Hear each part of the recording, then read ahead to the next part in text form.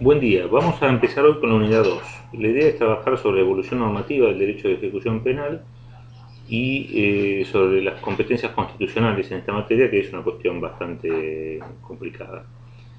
En, en 1810, cuando comienza el proceso de nuestra independencia, éramos la cabeza, en realidad la capital del Virreinato del Río de la Plata estaba en la ciudad de Buenos Aires, era un desprendimiento este virreinato del Virreinato del Perú, su legislación seguía siendo la vigente en el Virreinato del Perú, entre la legislación del Virreinato del Perú, lo que estaba vigente eran las ordenanzas de los reyes de España para las Indias, las recopilaciones de estas ordenanzas, y que en materia penal no tenían disposiciones, y en lo no regulado en estas ordenanzas regía la regulación vigente en Castilla, las leyes de Castilla.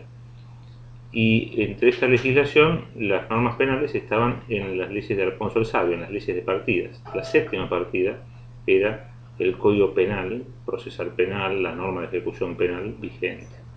El derecho que estaba vigente entonces en 1810, cuando se produce la Revolución de Mayo, que depone al virrey, el segundo virrey depuesto por los porteños, primero había sido Sobremonte, era un derecho que preveía la tortura como método de averiguación de la verdad, que tenía previstos como delitos la hechicería, la brujería, la herejía, la judería, el ser judío en América estaba prohibido, el ser moro en América estaba prohibido.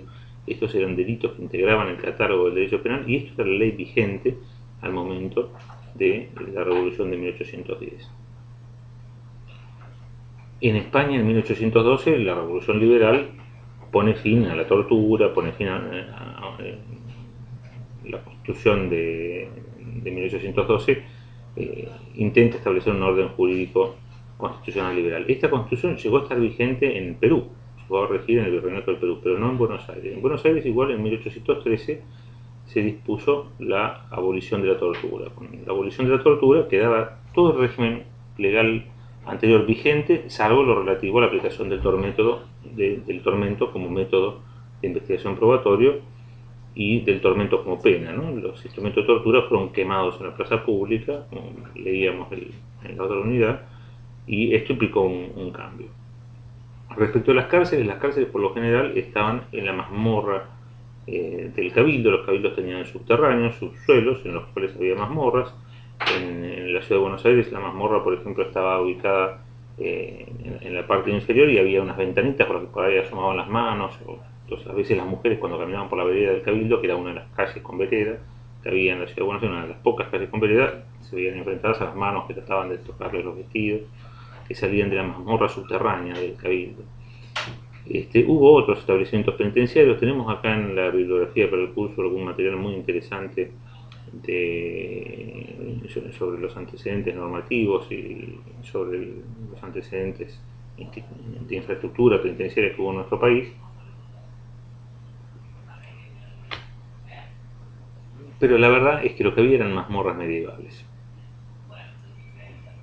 Allá por 1836 llegan, bueno, los brasileños habían instalado la corte portuguesa en Brasil, el imperio de Brasil estaba la casa de Braganza gobernando y trae las ideas de Europa y vienen con las ideas ventamianas y comienza la construcción de los presidios tipo penitenciaría, con un modelo penitenciario para hacer tratamiento penitenciario con estructuras muy diferentes de las conocidas hasta entonces en las mazmorras medievales, en los calabozos, los castigos, que no tenían por finalidad de ningún modo el tratar a la población así privada, sino lo sumo asegurarla en condiciones bastante penosas.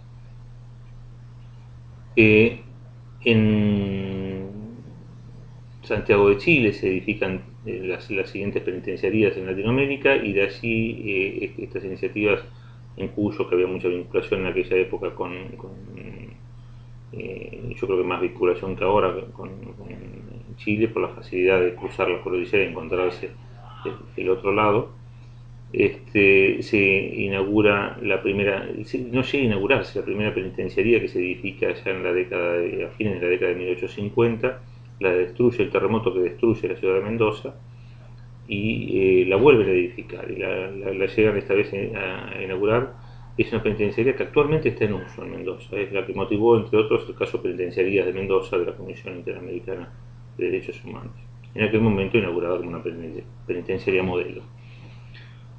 Y en Buenos Aires, allá por 1870, se inaugura la penitenciaría de la provincia de Buenos Aires, en la capital de la provincia de Buenos Aires, que por entonces era la ciudad de Buenos Aires. Un edificio suntuoso para la época, para las características edilicias de la ciudad de Buenos Aires. Ocupaba un predio enorme en la plaza, frente a la Plaza Las Heras, lo que es el predio de la Penitenciaría Nacional, delimitado por la avenida Coronel Díaz, la avenida Las Heras, la calle Juncal y Salguero, es decir, varias manzanas, varias hectáreas de terreno en los cuales se había edificado 5 pisos que cubrían casi todo el terreno, un muro perimetral, había talleres industriales, había celdas individuales, en fin, una serie de instalaciones que por supuesto fueron criticadas al momento de su inauguración por ser más suntuosas que las que disponía la gente humilde en la ciudad y demás. En dicho presidio se implementa el sistema auburniano. El régimen auburniano penitenciario era un régimen que preveía el tratamiento penitenciario mediante un mecanismo estanco, invariable, por el cual se sometía a una disciplina estricta a los internos y se planteaba que esto iba a dar por resultado una rehabilitación. Era una reforma del sistema filadelfiano, que el de Filadelfia era un sistema aún más estricto, preveía el aislamiento en celdas individuales a lo largo de toda la ejecución, en régimen de silencio, y la posibilidad de trabajo o estudio solo dentro de las celdas, en fin, un régimen tremendamente estricto. El auburniano era un régimen más moderado comparado con ese otro, ¿no? Preveía también un régimen de silencio absoluto, aislamiento en celdas individuales nocturno, y trabajo y estudio en efectores comunes, en locales comunes, a lo largo del día, en un horario regulado estrictamente, bajo la regla del silencio también, la idea es que todo el mundo estuviera en silencio. Y cuando uno toma este reglamento provisorio de la penitenciaría de 1877, ahí está descrito con detalle cómo es el régimen auburniano, ¿no? La única variación que había era el comienzo de la ejecución, durante el cual hasta los primeros 8 días se lo encerraba en una celda individual al ingresado, a pan y agua, para que reflexionara en esa celda, y estaba ahí hasta tanto pidiera estudiar o trabajar. Si no lo pedía, a los 8 días igual se lo ponía a trabajar y a estudiar, ¿no? Y empezaba el régimen común, que era el régimen como está descrito en cualquier reglamento penitenciario: a las 6 de la mañana la campana para levantarse, a los 10 minutos la campana por la cual indica que tiene que estar terminada la ablución matutina, la limpieza y la higiene matutina, y tiene que estar en fila delante de la celda cada uno de los internos. Comienza el traslado hacia el refectorio, en el cual van a recibir la colación matutina, caminan en silencio, separados por un brazo de distancia.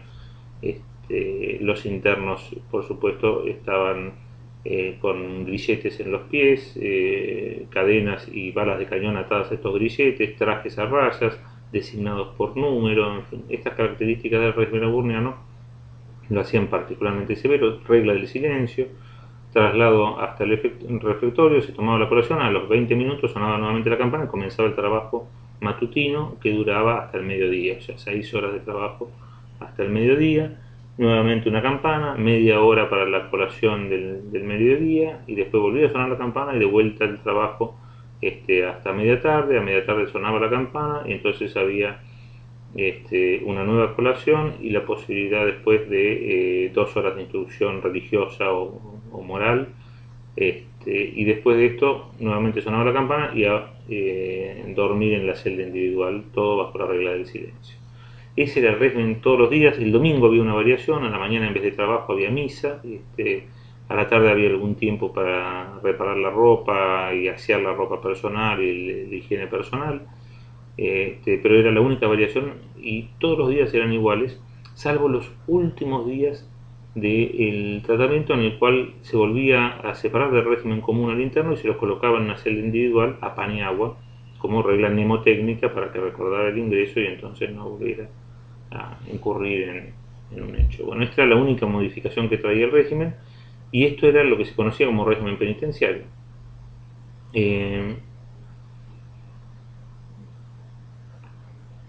La legislación penitenciaria medieval que habíamos descrito siguió vigente en la Argentina toda la década de 1810, toda la década de 1820, toda la década de 1830, 1840, sancionada la Constitución de 1853 de vuelta, que han proscrito los tormentos, pero la legislación penal, que la Constitución de 1853 encomienda al Congreso de la Nación, no fue dictada por el Congreso de la Nación, y siguieron vigentes las normas indianas, es decir, se seguía aplicando esa legislación. Hay un caso, por ejemplo, interesante en la época de Rosas, que es una mujer que se enamora de un sacerdote que daba misa acá en una iglesia central de la capital, y se escapan los dos, huyen. Aparentemente el sacerdote también se enamoró de la muchacha, y se fueron a vivir y estuvieron viviendo en una casa cerca de Luján, en una casa en medio del campo, hasta que en algún momento los identifican, los individualizan, los detienen y pasan a juzgarlo y le aplican esta legislación indiana. ¿Y qué decía la legislación indiana? Y esto era sacrilegio, una relación sexual entre una persona consagrada y una mujer que pasaba a ser deshonesta. Bueno, pena prevista, pena de muerte, todo tenía pena de muerte prevista en la legislación medieval. Y el caso se resuelve con el fusilamiento de los dos, ¿no? Hay una linda película de María Luisa Bember, el caso Camila. Hay una obra de teatro, creo que ahora está en cartel sobre Camila. El dictamen del jurista que opina en el expediente es un dictamen de Dalmacio Vélez Arfiel, que es una persona que conocía de latines, ¿no? Para decir que el hombre estaba ilustrado.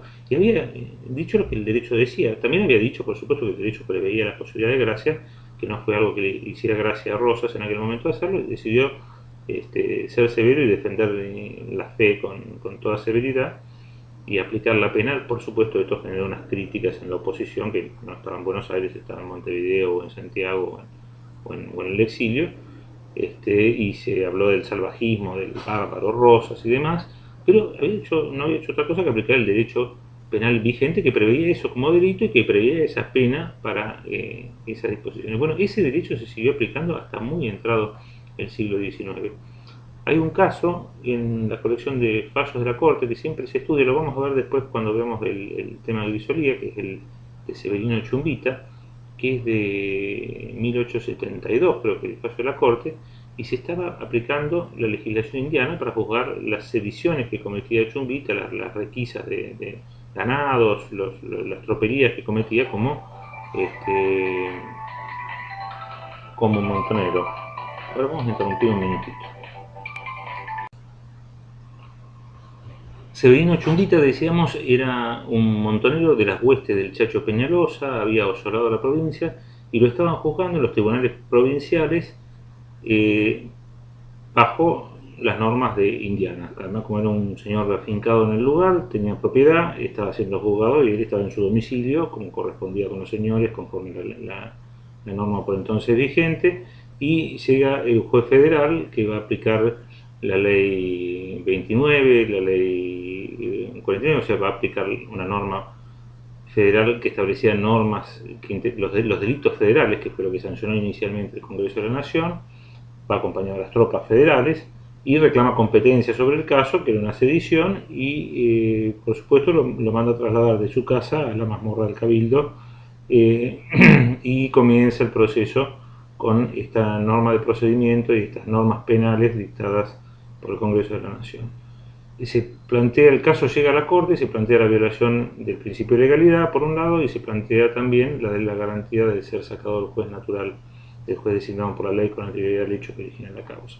Y ahí es donde la Corte, en este fallo, sienta la doctrina de la perpetuatio jurisdictionis, conforme la cual, cuando el juez nuevo que se incorpora a un caso asume una competencia permanente que va a aplicar no solo en ese caso, sino de ahí en adelante y en los casos sucesivos, no puede ser la aplicación gramatical de la garantía algo que conspire contra la instalación de la justicia, que también prevé la propia Constitución. Bueno, de ahí que la Corte se aparte de la aplicación gramatical de la garantía y diga que no se afecte esta garantía por esta jurisdicción federal recientemente creada.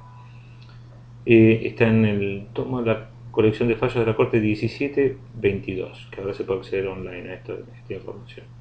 Es muy interesante el caso este. Lo interesante también es que se seguía aplicando allá por fines de 1860, principios de 1870 todavía se aplicaba esta legislación. Y en realidad es recién en 1870, 1871 que se sanciona el primer Código Penal provincial. Y justamente en La Rioja se sanciona el primer Código Penal basado en el proyecto Tejedor, creo que allá por 1871 es el primero. Después lo sancionan otras provincias, la provincia de Buenos Aires, sanciona el Código Penal Tejedor. De las 14 provincias históricas, 13 sancionaron el proyecto Tejedor como Código Penal provincial, es decir, la legislatura local provincial sancionaba un Código Penal que no había sido sancionado todavía por el Congreso de la Nación. Esto se pone en funcionamiento entonces un derecho penal novedoso a partir de estos códigos penales. Y incluso en la Ciudad de Buenos Aires en 1880 se federaliza la Ciudad de Buenos Aires, que había tenido el Código Tejedor como código penal vigente en la ciudad, pero al federalizarse pasaba a ser un territorio nacional, ya no se aplicaba la legislación provincial en la capital, entonces se sancionó el Código Tejedor como código penal para la capital federal. Y finalmente, recién en 1886 sanciona el Congreso de la Nación un nuevo Código Penal.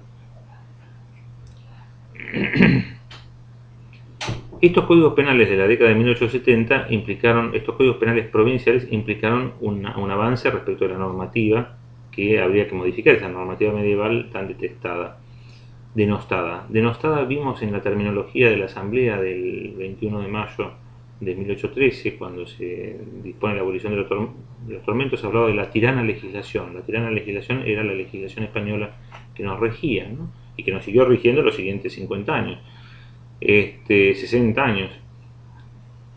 Pero también en la Constitución Nacional, en la Constitución de 1853, el artículo 24 establece que el Congreso de la Nación dictará las leyes que requiera el establecimiento del juicio por jurados, o sea, una innovación total en materia de procedimiento penal, abandonar el procedimiento inquisitivo y pasar a un procedimiento público, oral, con participación popular,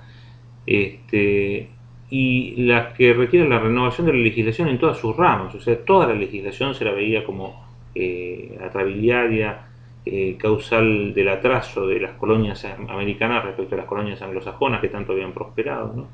Empezar la colonización anglosajona del continente un siglo más tarde, cuando desembarca el Mayflower, los holandeses pues llegan por primera vez a Nueva York. Resulta que hace varios años había universidades fundadas en las colonias latinoamericanas, pero claramente la pujanza de las colonias anglosajonas tenía que tener alguna explicación, y se pensaba que el problema era el problema jurídico que teníamos con este derecho que había que reformar. La Constitución Nacional, en el artículo 67.11, hoy es el 75, inciso 12, encomienda al Congreso Federal el dictado del Código Penal. Además, plantea que es un derecho común uniforme para todo el país. En esto nos diferenciamos del modelo constitucional seguido. Nuestro modelo constitucional es el modelo de la Constitución de Virginia de 1789, es decir, que nos basamos en ese texto que nos llega directamente a través de la Constitución de Cádiz de 1812, que fue en donde abrevó la Constitución bolivariana de 1836, que es la que toma como modelo el constituyente en 1853 a través de las bases, el trabajo de Alberti. El modelo constitucional, la estructura constitucional claramente es la del modelo constitucional norteamericano, no la monarquía constitucional de la Constitución de Cádiz, sino el modelo constitucional norteamericano con una tripartición bien demarcada de los poderes. Pero a diferencia de la Constitución norteamericana aparece esta cláusula que encomienda al Congreso de la Nación el dictado del derecho común. ¿Por qué el dictado uniforme del derecho común? Y porque teníamos esta legislación primitiva que queríamos reformar para ver si con esto logramos hacer llegar el progreso a estas tierras, ¿no? En cambio, en el sistema norteamericano, la guerra de la independencia norteamericana se hace en principio bajo la bandera de reclamar los mismos derechos que tenían los súbditos británicos. Planteaban, tanto derecho tenemos los súbditos de las colonias a que se respeten los derechos de los súbditos británicos como los que están en Inglaterra, merecemos el mismo trato. merecemos la garantía del juicio por jurado, de ser juzgados por jurado de vecindad, merecemos la garantía de que no haya impuestos sin representación, es decir, que no nos pongan gabelas, impuestos al té y estas cosas que nos quieren poner los ingleses sin que los apruebe el Parlamento en el que estamos representados. En fin, estos eran los reclamos y se veía el common law como el derecho más moderno, más democrático, más que más moderno, porque no era moderno, eran antiguas normas medievales revisadas también, pero eran las normas más democráticas, más interesantes que había en el modelo. De hecho, también es el modelo en el que abreva la Revolución Francesa. Cuando la Revolución Francesa se busca un modelo para reformar instituciones, se sigue el modelo inglés, ¿no? El modelo de enjuiciamiento adoptado por la Revolución Francesa también es el del jurado. Por supuesto, quedó degenerado en los años del terror con esos juicios que no eran verdaderos juicios, sino que eran cualquier disparate. Caía el aristócrata con la peluca torcida, la gente vociferando, y a partir de eso la aplicación de las penas draconianas. Claramente esos años de terror no dejaron una buena impresión del jurado, pero el jurado se lo veía como un modelo y un avance frente al sistema del ancien régime, con el sistema inquisitivo de enjuiciamiento, donde todo era secreto, no se sabía qué ocurría, y en la mazmorra de la prisión pasaban las cosas más tremendas, se suponía. Y así es como se demolió hasta el último ladrillo de la Bastilla, aunque cuando la abrieron resulta que había 7 presos nada más, no era tan tremenda la tiranía de los Borbones, pero claramente el modelo que se miró es el modelo inglés, que ya había tenido su revolución allá por 1688, ¿no? Habían tenido la revolución republicana en 1620, que fue un fracaso espantoso, ¿no? Los 20 años de Cromwell, bien querido de olvidar, ¿no? Bien autoritarios y bien retardatarios. Y después vino la restauración, y después de la restauración, que es también bastante complicada esa restauración que tuvieron los ingleses, llega la revolución parlamentaria, donde se impone el parlamento sobre la autoridad del monarca, se obliga al monarca a aceptar los límites impuestos por el gobierno parlamentario, a respetar las decisiones de los jueces. Se establece un sistema peculiar inglés, pero el modelo era más democrático el inglés, por supuesto, que el vigente en la Francia de la monarquía absoluta cuando la Revolución Francesa. Bueno, cuando se le encomienda entonces al Congreso de la Nación el dictado del derecho común, claramente el Código Penal era una de las cosas que se le encomiendan. Pero también hay que recordar que se le encomendaba el establecer el juicio por jurados, o sea, una norma procesal que debía ser dictada por el Congreso de la Nación para reformar el procedimiento en todas las ramas, no solo en la penal. En la penal hay una garantía especial, está repetido 3 veces esta garantía del jurado, una especialmente para asegurarla para las causas criminales ordinarias que no deriven del despacho de acusación de la Cámara de Diputados. Todas estas causas criminales ordinarias debían terminar por jurados. Bueno, esta encomienda, el Congreso Nacional de 1853 no se ocupó preferentemente de esto, y siguieron vigentes entonces las normas indianas. El artículo hoy 129 de la Constitución tiene una disposición que dice que las provincias no ejercen las competencias delegadas a la Nación después de que ella las haya dictado. Es decir, que esta cláusula constitucional, con una redacción que prohíbe, en realidad está permitiendo a las provincias, mientras el Congreso no haya ejercido las atribuciones delegadas, reemplazar el vacío normativo en que deja esta omisión del Congreso y resolver este problema.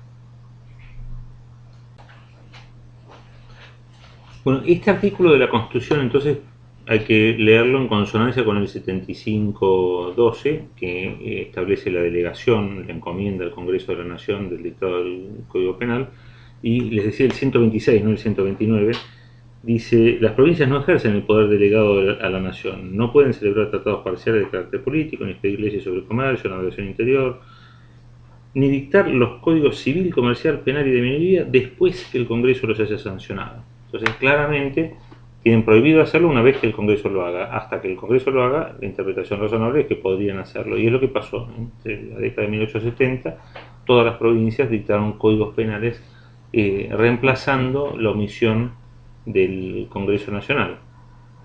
Hasta acá entonces podemos pensar que no hay ningún problema, y vamos a ver cómo esto incide después en lo que ha pasado específicamente en materia de ejecución penal. El Código Penal Tejedor no tenía penas muy distintas de las del Código de 1886. En 1886 el artículo 54, que lo tenemos acá transcrito en la bibliografía, decía que las penas eran la de muerte, es decir, el Código Tejedor también traía pena de muerte, presidio por tiempo indeterminado, presidio de 3 a 15 años, penitenciaría por tiempo indeterminado, penitenciaría desde 3 a 15 años, prisión de 1 a 3 años, arresto de 1 mes a 1 año, y después había destierro de 1 a 6 años, inhabilitación absoluta, perpetua y temporal, inhabilitación especial, perpetua y temporal, y multa. Estas eran las penas que preveía el Código de 1886. Varias formas, entonces 5 formas diferentes de pena privativa de la libertad, y la pena de destierro, tan cara a nuestra historia, ¿no? Todos nuestros próceres terminaron en el exilio. Y este código traía también una institución interesante que era la gracia judicial, que permitía que el juez a la mitad de la condena diera por purgada totalmente la pena de aquellos que hubieran dado muestras de arrepentimiento y informaran que habían adquirido medios lícitos de vida, podía perdonarles la mitad de la pena. Esta gracia judicial estaba prevista también en el Código de 1886. La pena se ejecutaba con el modelo auburniano estanco, no había nada parecido a la progresividad en este texto legal. En 1902 se sanciona una reforma que incorpora la pena de relegamiento en los confines del sur del país que el Poder Ejecutivo determinará. Algo así decía la redacción de la norma. Se incorpora este código de 1886 a partir de una norma también dictada por 1891. ¿Me la podés alcanzar ahí? Sí. Gracias. Gracias. No. Acá se incorpora por el artículo 11 de esta reforma de 1903. Se incorpora entre los artículos 70 y 71 introducir los siguientes. La pena de deportación consistirá en la relegación por tiempo indeterminado en un paraje adecuado que designará el Poder Ejecutivo. La pena de deportación lleva consigo una inhabilitación absoluta. Los deportados están sujetos a la vigilancia de la autoridad, a observar las reglas de inspección que fije la sentencia, a adoptar oficio, arte, industria o profesión. El deportado que justificara haber observado buena conducta durante 15 años obtendrá la exoneración de la pena. La pena de deportación será impuesta como accesorio de la última condena cuando concurran las condenas siguientes. Entonces, la pena de deportación consistía en la relegación por tiempo indeterminado en un paraje adecuado que designará el Poder Ejecutivo. En realidad, la descripción de esta pena no parece una pena privativa de libertad, porque dice que estará sujeto a vigilancia de la autoridad y a observar reglas de inspección que fije la sentencia, pero no dice necesariamente. Sin embargo, se cumplía como pena de presidio también, ¿no? Además, bueno, era en realidad accesoria a la pena de presidio. Esta normativa estuvo vigente entonces hasta 1921. Las normas de ejecución penal sufrieron drástica modificación con estas normas porque en definitiva se establecían distintas formas de pena privativa de libertad en reemplazo de las penas corporales, que era la que traía la legislación indiana, ¿no? El régimen de la legislación indiana preveía, habíamos visto, 7 formas de penas diferentes, las penas mayores y las menores. Algunas eran la mutilación, la muerte en el garrote vil, la tortura con la piedra de la origa, el exilio, el abandono en la isla desierta, con los bienes, sin los bienes. Eran penas de otra naturaleza. La mutilación era una de las penas previstas en la legislación indiana. Esto implicaba un cambio sustantivo del tipo de penas admisibles, y la pena privativa de la libertad claramente asumía un rol protagónico notable en esta legislación. En 1921 se sanciona el actual Código Penal, que bueno, hoy no se puede decir que sea el mismo, ¿no? Está prácticamente destruido con las reformas que se le han ido incorporando, pero que trae interesantes modificaciones también en materia de ejecución penal. Simplifica las penas privativas de la libertad, de las distintas variedades que traía el Código de 1886, las reduce a la pena de prisión y de reclusión, con las distinciones que aparecen en el artículo 6 y 9 del texto del Código 6, 7 y 9 del Código Penal. Unas se cumplían en establecimientos diferentes de las otras, ambas eran con trabajos obligatorios. En la de reclusión podía ser afectado a la obra pública. Se suprime la gracia judicial, Se incrementa la duración de las penas temporales. El Código de 1886 preveía penas temporales de hasta 15 años, habíamos visto recién en la enumeración de las penas, y ahora el artículo 79 del Código Penal preveía para el homicidio hasta 25 años de prisión, o sea, se incrementa la pena privativa de la libertad en su duración, pero se suprime la pena de muerte. Se incorpora se mantiene la prisión perpetua, aunque se suprime la pena de muerte. Se incorporan también institutos novedosos como la condenación condicional, la posibilidad de suspender condicionalmente la ejecución de la condena en el caso de penas inferiores a 3 años de prisión, y también se incorpora el instituto de la libertad condicional, el artículo 13 y concordante del Código Penal, conforme el cual la tercera parte última de la pena privativa de la libertad podía cumplirse, después de cumplidos 2/3 de la pena privativa de libertad, podía cumplirse con una libertad vigilada, en el régimen de libertad condicional, con asistencia de un patronato y supervisión de un patronato también, y un régimen diferente al de la gracia, que daba por extinguida la pena. La gracia judicial del código anterior daba por extinguida la pena, pero también la gracia judicial daba por extinguida la pena a la mitad de la condena, ahora es a los 2/3 de la pena. Es un agravamiento también respecto del código anterior. O sea, por un lado se suprime la pena de muerte, por otro lado se agravan las penas, la duración de las penas temporales también en este código. Es interesante que cuando se discutió el código se discutieron dos cosas que no se incorporaron, que estuvieron en el debate parlamentario. Una es el libro tercero del Código Penal, que traía el libro primero, la parte general, el libro segundo, la parte especial, los delitos, y después traía un libro tercero de las contravenciones. Y no se decidió sancionar las contravenciones. Uno de estos podría deducir que, estando encomendado esto al Congreso de la Nación, al no sancionarse contravenciones se decidió la impunidad de las contravenciones, es decir, que solo los delitos van a ser reprimidos. Bueno, no parece que es la interpretación que se ha instalado entre nosotros, porque cada provincia decidió dictar su propio código de faltas y contravenciones. En realidad cada municipio dicta sus propias normas municipales y de faltas, con lo cual hay una atomización de las normas penales de menor cuantía en el país a partir de la falencia de no haber uniformado en la ley única.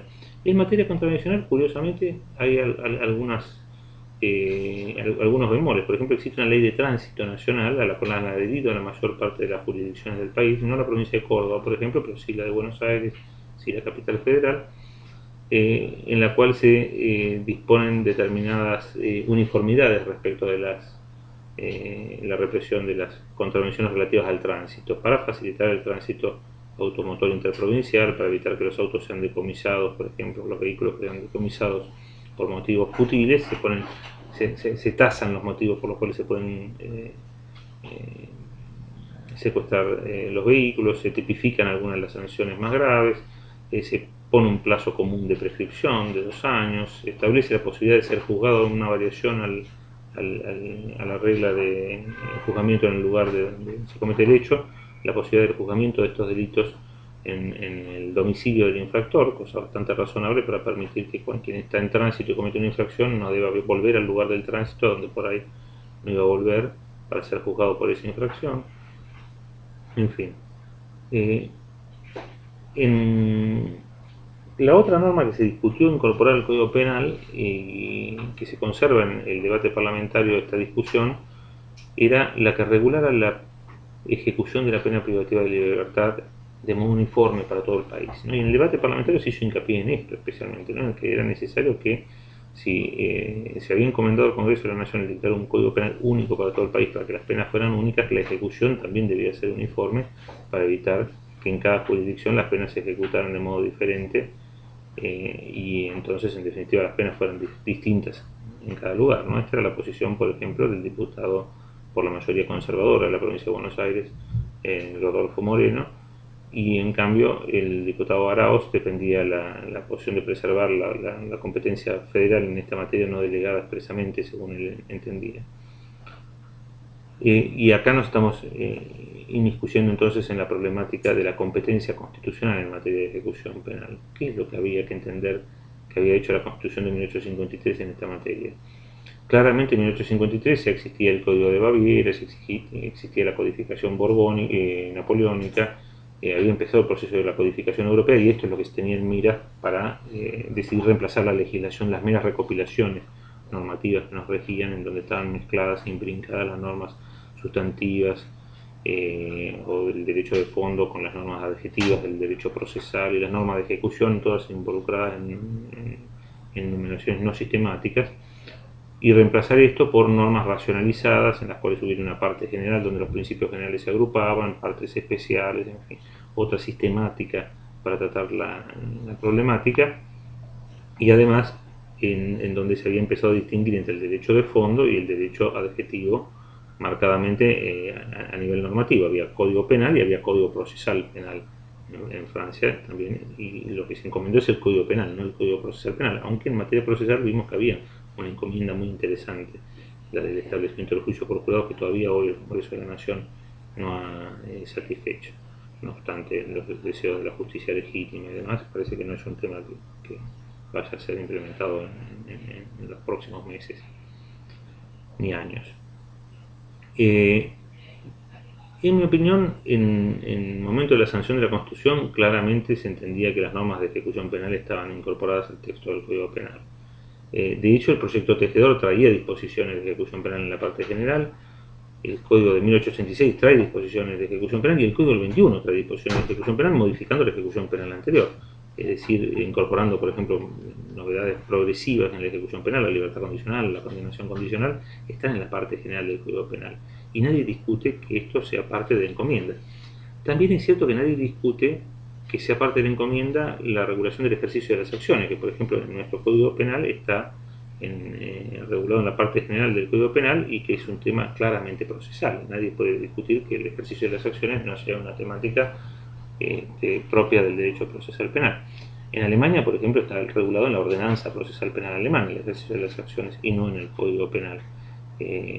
Ahora, nadie ha discutido que al estar esto reglado en el Código Penal pasó a ser algo uniformado en todo el país. Es más, incluso muchas discusiones, por ejemplo, en la Ciudad de Buenos Aires hubo una discusión relativa a la mediación como forma de extinción de la acción penal y si esto era posible regularlo en la legislación local, y parte de los argumentos eran que no, como esto está, el régimen del ejercicio de las acciones está regulado en la parte general del Código Penal, no puede pretenderse que la ley local modifique estas disposiciones. Esto es bastante discutible, en mi opinión. Pero bueno, en materia de ejecución penal se podía entender históricamente que esto estaba previsto cuando se encomienda el dictado del Código Penal, se está encomendando también la decisión del tipo de penas que va a haber y de cómo se las ejecutan, y que las normas que se conocían por entonces eran estas. Ya había algunos proyectos de normas reglamentarias, así como este reglamento provisorio sancionado por un decreto del gobernador de la provincia de Buenos Aires. Hubo proyectos de ley también no tratados que regulaban la ejecución de la pena en penitenciarías, y empezaba a ver y a proliferar la normativa que regulaba esta realidad que duraba años de funcionamiento de la ejecución de la pena y que empezaba a generar un cuerpo normativo específico. Es decir, yo entiendo que se puede entender que había un argumento histórico de peso, también es cierto que empezaba a cobrar autonomía normativa.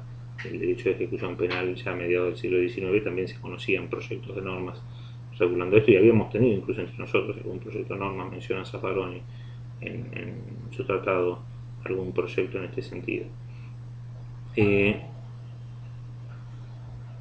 Bueno, vamos a hacer una introducción.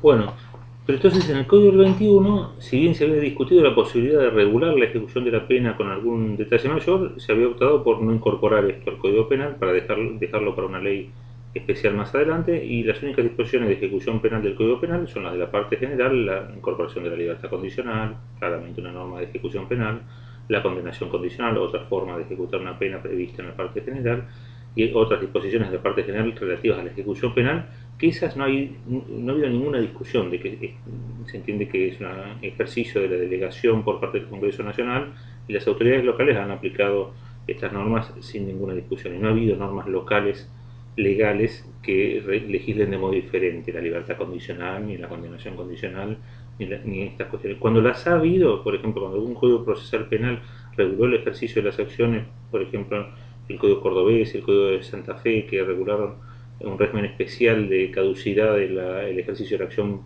penal privada en la norma ritual, la Corte Suprema declaró inconstitucional estas disposiciones. En el 21 entonces esto no se llegó a tratar, y recién en 1933 vuelve a tratar el Congreso de la Nación. Para entonces se había producido el golpe de Estado en 1930, en 1932 había asumido Justo la presidencia en una elección que se consideró fraudulenta. En realidad es una elección en la que se le proscribió, por ejemplo, el que podía haber ganado la elección claramente, Marcelo Torcuato Alvear, que había unificado tras de sí a todos los personalistas y antipersonalistas, la fuerza mayoritaria en aquel momento. No pudo participar porque, como había vivido un golpe de Estado y él había sido presidente hasta 1928, decían que no había transcurrido íntegro un mandato en el medio, pero claro, lo habían interrumpido los golpistas, ¿no? Y Justo, el candidato del golpe, es el que se impone en esa elección, después tildada de fraudulenta en lo que fue el marco de la denominada década infame.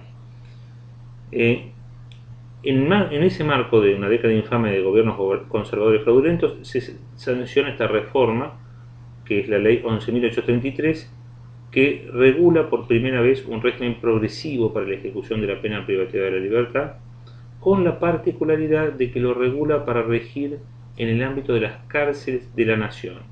Es decir, que solo se va a aplicar este régimen progresivo en las cárceles que administra el gobierno de la nación, y no en las cárceles, por ejemplo, del principal distrito penitenciario del país, que ya entonces era la provincia de Buenos Aires, que alojaba seguramente más de la mitad de la población carcelaria, y hoy aloja a la mitad de la población carcelaria de todo el país.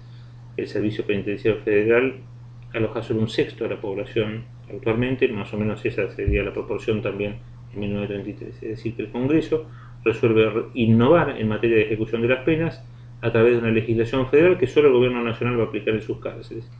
Esto generaba una situación de desigualdad, por un lado, en la ejecución de las penas, y por otro lado ponía a las provincias en una situación de anomia normativa respecto del procedimiento de ejecución.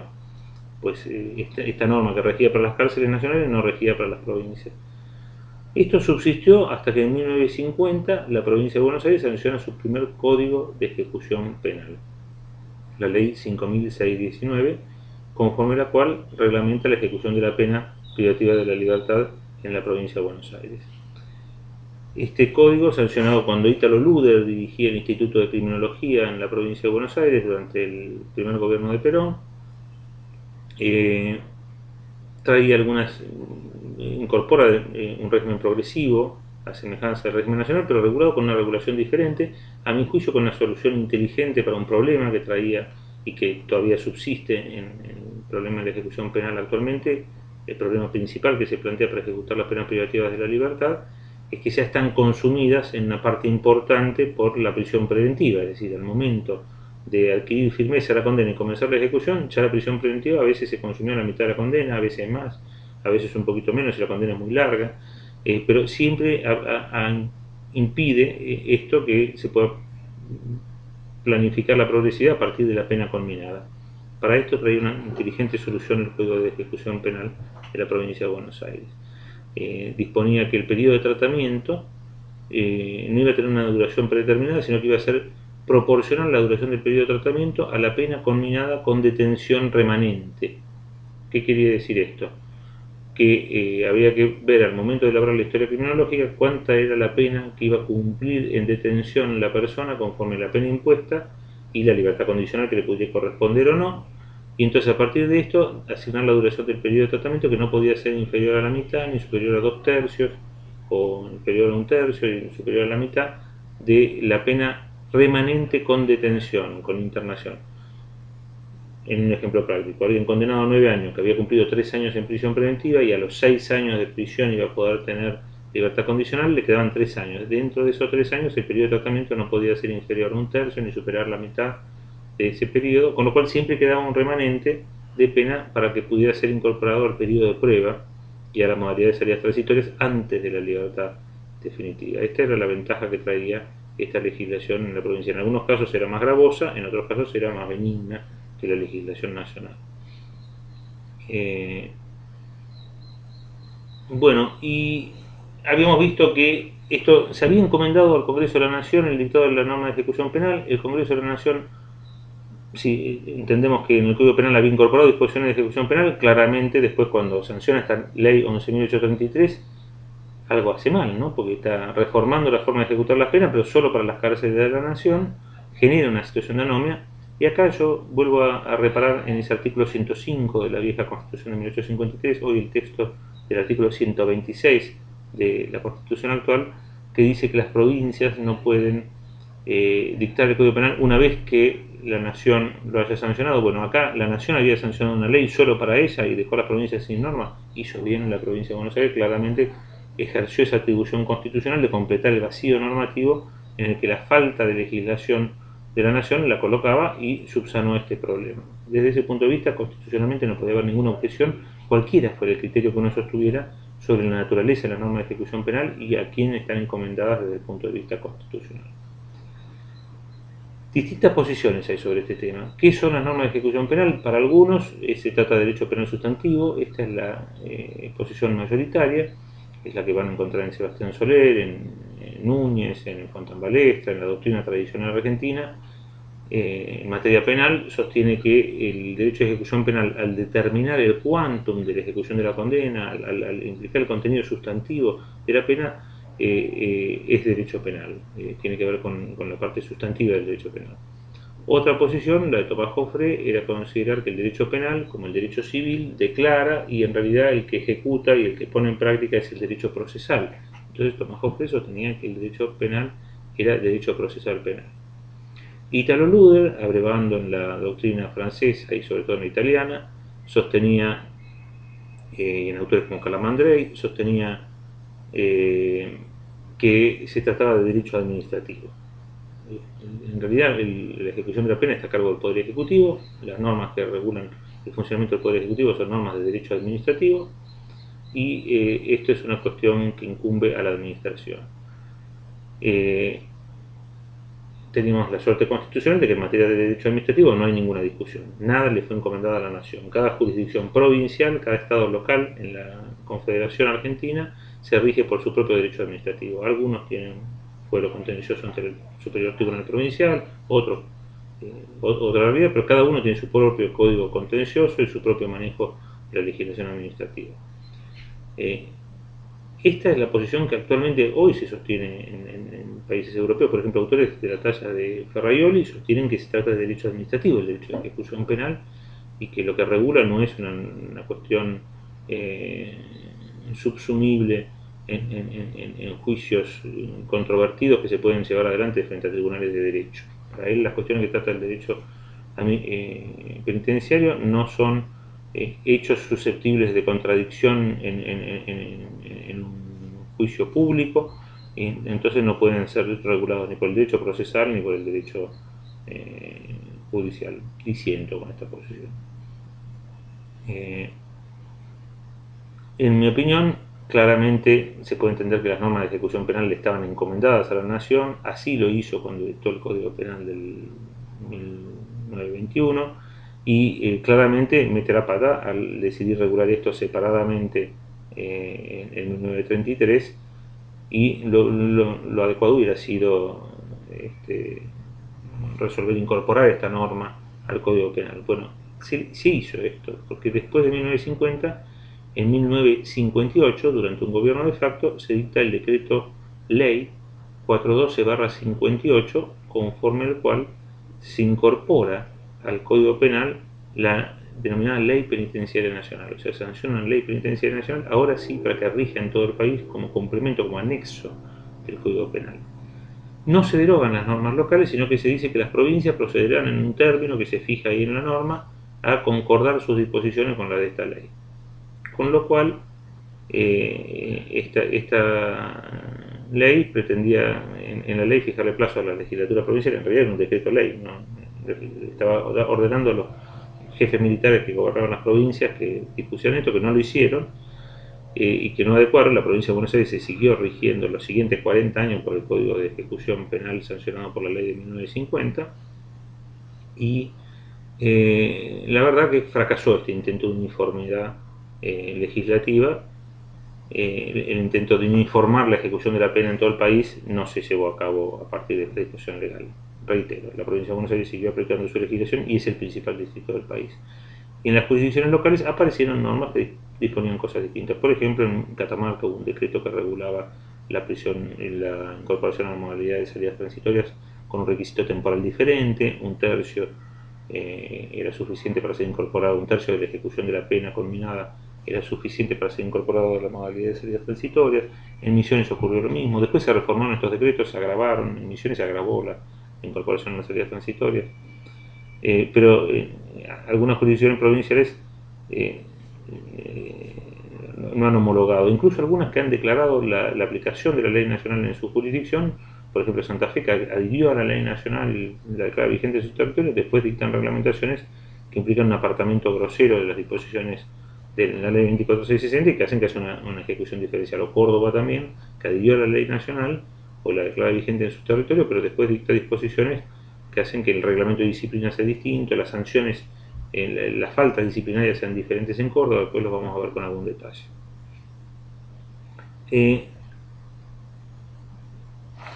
Entonces, una posición es que es derecho penal sustantivo, otra posición es que es derecho procesal, otra posición que es derecho administrativo, y finalmente la posición de Zaffaroni, por ejemplo, que se trata de un derecho sui generis que se ha ido conformando y que ha ido adquiriendo autonomía universitaria y al que hay que aplicarle las reglas del derecho penal y del derecho procesal penal, pero que hay que entender su autonomía normativa. En parte este criterio es el que inspira o el que adopta la Corte Suprema de Justicia en el fallo Berbisky, cuando señala que la provincia de Buenos Aires debe adecuar su ley de ejecución penal a las normas de la ley 24660, que ha fijado un piso mínimo que debe ser respetado por todas las provincias y del cual estas no deben apartarse. Un criterio muy interesante que en realidad yo creo mal aplicado en aquel momento a la provincia de Buenos Aires, porque yo entiendo que la legislación de ejecución penal de la provincia de Buenos Aires era más flexible incluso que la nacional, o sea, al contrario, lo que no había que adecuar la normativa, sino dejarla como estaba, era más flexible que la nacional. Bueno, la verdad que la provincia ha reformado su legislación y ahora sí, por ejemplo, fijó un tope de la mitad de la condena para poder acceder a salida transitoria, con lo cual se adecuó a la legislación nacional en ese aspecto. En otros aspectos ha mejorado respecto de vuelta a la provincia de Buenos Aires, ha introducido mejoras respecto a la ejecución de la pena en sus normas, que son mejores que las nacionales en algunos aspectos que vamos a ver cuando veamos las normas que regulan el régimen disciplinario, cuando veamos el tema relativo al estímulo del estudio y del trabajo. Bueno, y hasta aquí entonces estos temas de la unidad 2. Y llegamos a la legislación de 1958, que es la Ley Penitenciaria Nacional, que establece también un régimen progresivo con la pretensión de que se aplique de modo uniforme en todo el país, sin haberlo logrado, reitero. En 1996 se reforma nuevamente la legislación nacional y ahora se incorpora la Ley 24660, que sigue esta misma modalidad, esta misma técnica legislativa, a mi juicio inadecuada, ¿no? Si se quería uniformar la ejecución de la pena, posiblemente hubiera sido mejor decidir crear, por ejemplo, el artículo 13 bis del Código Penal, incorporar la libertad asistida. Bueno, no es lo que hizo la ley. La ley, en su texto, en la ley 24660, incorpora, por ejemplo, la libertad asistida en el artículo 54, una tremenda novedad, porque venía a resolver el grave problema de los reincidentes que egresaban abruptamente, ¿no? Lo que se había previsto solucionar con la libertad condicional se complicaba en el caso de la reincidencia, que no podían acceder a la libertad condicional, y el efecto deleterio del egreso abrupto en libertad se podía evitar con este control en los 6 meses últimos de ejecución de la pena, con algunas condiciones más gravosas para los internos que aceptan esto, pero con más flexibilidad de los requisitos de procedencia. Y esto se incorpora en el texto de la ley. Tal vez como una trampa normativa, ¿no? Porque al incorporar esto, de hecho, obligaron a que la legislación de la provincia de Buenos Aires debiera ser modificada. Por ejemplo, en cuanto empezó a aplicarse la libertad asistida, empezó a haber desórdenes en las cárceles de la provincia de Buenos Aires, cuando los jueces de la provincia dijeron, no, pero esto no está vigente en la provincia porque está en la ley nacional, que no está, la provincia no fijó criterios respecto a esta legislación y no lo aplicaban. Entonces empezó a haber problemas y finalmente la provincia reformó su legislación, en parte a consecuencia de la libertad asistida, creo yo. Y incorpora esto, pero claro, la provincia reformó la legislación y con su tradición de innovar, resulta que incorporó la libertad asistida, pero le dio una regulación distinta. Transcribió textual el artículo 54 para el caso de las penas cortas, pero en los casos de las penas de más de 3 años fijó el criterio de que la libertad asistida podía accederse a ella 6 meses antes, no del vencimiento de la condena, sino de la fecha en la que podía incorporarse a la libertad condicional. remitía el texto del artículo 104 de la ley 12.256 al término previsto en el artículo 13 del Código Penal, con lo cual ni siquiera era la incorporación a la libertad condicional, era el término previsto en el artículo 13 de la libertad condicional, que rige también para los reincidentes, porque los reincidentes también pasan por las dos terceras partes, como prevé el artículo 13, y no van a tener libertad condicional, y sin embargo podían tener libertad asistida con esa redacción 6 meses antes de la fecha en la que les podría haber correspondido la libertad condicional, pero que no les iba a corresponder porque eran reincidentes. Una redacción bastante peculiar. De hecho, en la última reforma se modificó nuevamente ese artículo 104 y ahora ya los reincidentes no pueden tener libertad asistida antes de la libertad condicional en la provincia de Buenos Aires.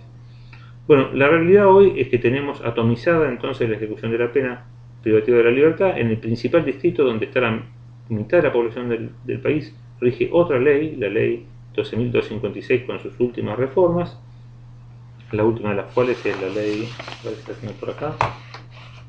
Bueno, la tienen agregada entre la bibliografía, la legislación, y esta ley establece un régimen diferente, entre otras cosas que incorpora, por ejemplo, la progresividad en todas sus modalidades de ejecución, a diferencia de la ley nacional, que solo admite la progresividad para quienes alcanzan el periodo de prueba, ¿no? Esta es una forma muy distinta de ejecutar la pena privativa de la libertad en Nación y en la provincia de Buenos Aires.